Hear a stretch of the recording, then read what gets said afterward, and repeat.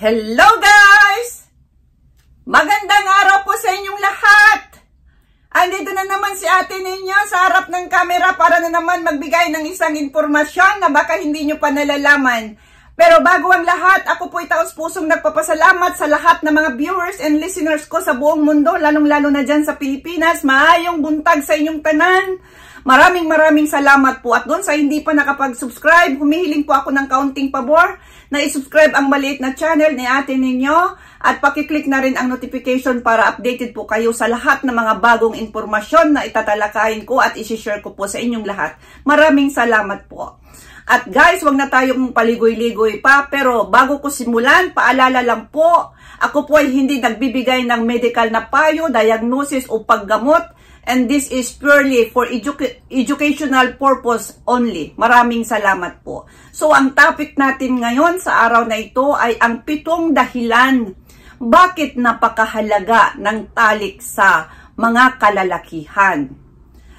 Ang sexualidad ay isang mahalagang aspeto ng buhay para sa mga kalalakihan. Ngunit, hindi lahat ng kalalakihan ay may pareho o pantay-pantay na mga pangangailangan o interes ukol dito. Ang mga sumusunod ay ang mga posibleng dahilan kung bakit mahalaga ang sexualidad sa mga kalalakihan. So, yan po yung pag-uusapan natin ngayon. Yung number 1, bakit napakahalaga? Reproduction. Sa mga kalalakihan, ang sexualidad ay konektado sa kakayahan ng katawan na magdulot ng anak. Ito ang nagbibigay daan sa mga kalalakihan na mapanatili ang kanilang lahi na tinatawag, no? Isang lahi. At maging bahagi ng proseso ng pagpapalaganap ng buhay. Yan po yung number 1, reproduction. Yan ay magdulot ng anak ang mga kalalakihan. Number 2, kalusugan. Ang malusog na sexualidad ay isang bahagi ng pangkalahatang kalusugan ng isang tao. Ang pag-unlad ng pisikal at emosyonal na kalusugan ay maaring magkaroon ng positibong epekto sa buhay ng isang lalaki. Yan po yung number 2 natin. Ang number 3 naman, intimacy. Ang talik ay isang paraan para sa mga kalalakihan na mabuo ang koneksyon at intimacy sa kanilang mga partner o mga mahal sa buhay, kasintahan. Dahil ito ay nagbibigay daan sa kanila na magbahagi ng espesyal at pribadong sandali sa mga kalalakihan. Yan po yung number 3 guys, intimacy. At ang number 4 naman ay yung tinatawag na identity at karapatan. Ano naman ito? Ang talik ay isa sa mga aspeto ng identity ng isang lalaki. Ang bawat isa ay may karapatang magpahayag at mamuhay ayon sa kanyang totoong sexual na pagkikilanlan. Ang respeto sa mga karapatan ng bawat isa ay mahalaga. So, yan po yung number 4. Bakit napakahalaga sa mga ibang kalalakihan ang sexualidad? At ito ay identity at karapatan. At ang number 5 naman, emotional na kalusugan. Ang maayos na pag-manage ng sexualidad ay maaring magkaroon ng positibong epekto sa emosyonal na kalusugan ng lalaki. Maaring ito ay magdulot ng kasiyahan, kapanatagan at kagalakan sa buhay ng isang tao o isang lalaki. So yan po yung number 5, emosyonal na kalusugan. At ang number 6 naman ay edukasyon.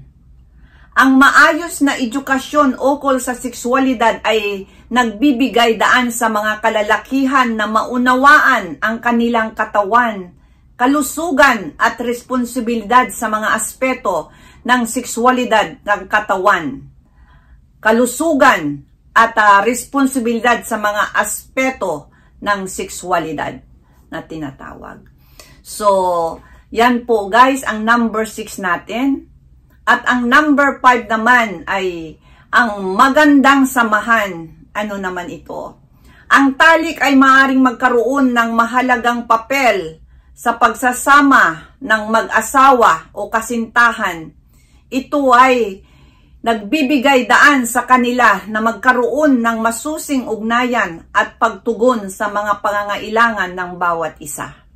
So, yan po yung number 7, magandang samahan. At guys, alam nyo ba na talagang napakahalaga po ayon dito sa number 1 na tinatawag na reproduction, ang pagpadami o mag-iwan ng lahi ang mga kalalakihan, no? Na tinatawag doon sa number 1 na reproduction sa mga kalalakihan ay isang sexualidad konektado sa kakayahan ng katawan na magdulot ng anak, at ito ay nagbibigay daan sa mga kalalakihan na mapanatili ang kanilang lahi at maging bahagi ng proseso ng pagpapalaganap ng buhay. So guys, alam nyo guys, siguro naman kapag walang lalaki, hindi rin magbubuntis ang isang babae at hindi po manganganak, no? Dahil hindi naman po milagro na magbuntis ang isang lalaki na hindi nakipagtalik sa isang mahal niya o sa isang lalaki. So kaya napakahalaga po at ayon sa aking pagsaliksik, dahil ang mga kalalakihan ay bahagi na talaga ng dito sa mundong ibabaw. Kaya para po sa mga kalalakihan, ako po'y gumawa ng ganitong video dahil alam ko po na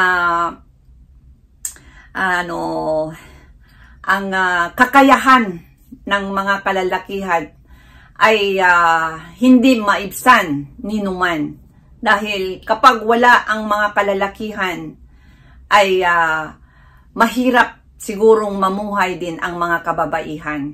Dahil sa aking sa aking kaalamanan, kapag wala ang mga kalalakihan, dahil sila po ang namumuno, no?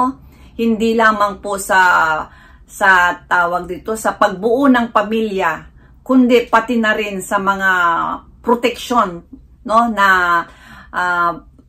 sa pamilya. Ang mga lalaki po ang nagpuprotekta sa mga kababaihan. At kaya nirerespeto ko po ang karapatan ng mga kalalakihan. Pero guys, sinabi ko na nga dito, no, na hindi lahat ng kalalakihan ay may pari-pariho o pantay-pantay na pangangailangan o interes ukol sa sexualidad.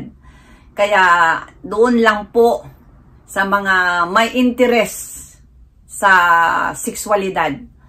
Kaya para pantay-pantay, wag po nating lahatin dahil may kanya-kanya pong opinion ang isang tao. So, hayan guys, sana nagustuhan nyo ang aking vlog ngayong araw na ito. At sa susunod, huwag nyo pong kaligtaan ang akin na namang isang i-explore na impormasyon na baka hindi nyo palalaman. At guys, meron pong nagtanong sa aking buhok. Nagkulay ba raw ako ng buhok dahil black kasi yung buhok ko. Hindi po ako nagkulay, kundi ano lang po yan. Yung spray lang po yan. Panaligo po ako, matatanggal na po yan dahil black talaga po. Gusto ko lang kaunting lagyan ng fashion. Fashion lang po. Black po ang hair ko. Maraming salamat at hanggang sa susunod, maraming salamat.